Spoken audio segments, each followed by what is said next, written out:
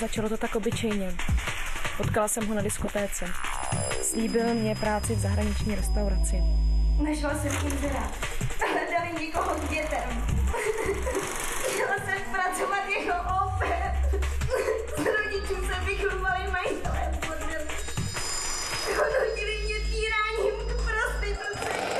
Chtěla jsem jít dělat tanečnici, sebrali mi doklady a pod drogama mě nutili dělat prostitutku. Školu už asi nikdy nedokončím.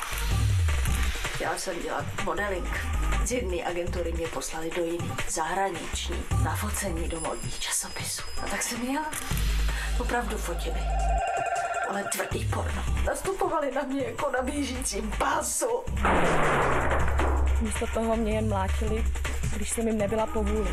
Nemohla jsem jim utéct. Zkusila jsem to říct těm jejich klientům. Marně.